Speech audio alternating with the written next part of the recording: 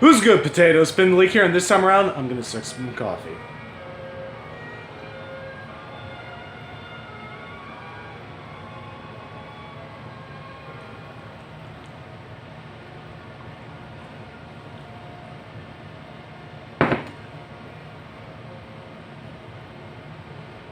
Now I'm gonna review the movie Logan from 2017. Now, this is basically an end to Hollywood's little, Marvel deal. Well, not really in its entirety. There's still Guardians of the Galaxy, Avengers, all that good stuff. Hopefully, they'll eventually be doing roles. I think they're doing Thanatos. I've been seeing a lot of memes about it. Anyway, Logan is kind of the end to the whole X-Men branch of it. Now, basically, I think it's 2027, 2029. Basically, at this point in the Marvel Universe, depending on the specific branch with the Old Man Logan comics, the entire United States is fucked. And, in fact, most of North America is fucked. On the West Coast, specifically in the state of California, you have a bunch of inbred Hulks that are completely killing anyone that crosses the California state line. On the East Coast, you have an army of robot Thors that are killing everyone. Also, this isn't in the movie. This is just, comic book theory, blah, blah, blah. But now, let's start talking about the movie. I was trying to talk about how fucked it was. Basically, all the mutants, well, most of the mutants, roughly 99% of the mutant population, has been killed when Charles Xavier has a seizure. This is the starting sign of a degenerative brain disease, possibly ALS or Alzheimer's. Either way, the world's most dangerous mind now has a degenerative brain disease. Anyway, Logan is smuggling him south of the border, trying to take care of him and monitor the seizures while keeping him locked away from the rest of humanity and trying to keep a low profile. Now, the adamantium inside of his body has slowly been eating away eating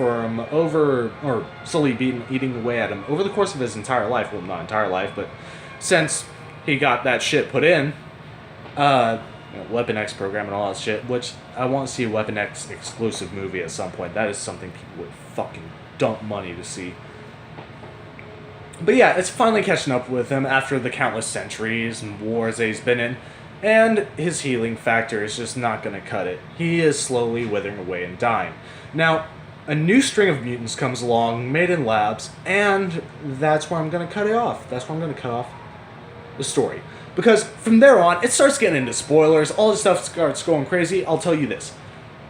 It does not disappoint. It has your typical brand of Marvel action that you've come to expect from these little tiny gems. These are amazing.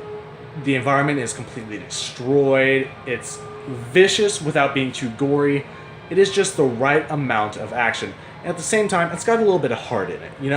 It tugs at the heartstrings just a little bit. I know plenty of people that cried at the end of this movie. Oh, trust me, we all did. I'm not going to say what happens, but you already know. This isn't spiked, by the way. This is just coffee. It relaxes me. Anyway, taking into account all these factors, I'm only going to be giving it 3.5 potatoes. Reason being, while the story was good, while I love the actors in it, and while I am a big fan of Marvel series and the Marvel Universe in general, it fell short. It didn't really live up to the hype. While it is a good movie, it played a little too heavily on action. At the moments where it actually tugged at the heartstrings, it tugged a little too hard. Like trying to control a little puppet. Pay more money.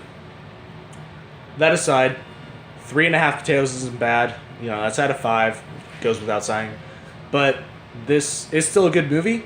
Just a little bit overdone. What did you think when you saw it? If you haven't seen it yet, are you going to check it out? Post all that in the description. Not description, that's my job. Comments down below. And I'll see you guys in the next video. Like, comment, subscribe. Keep on, keep it on. The fucking hallway.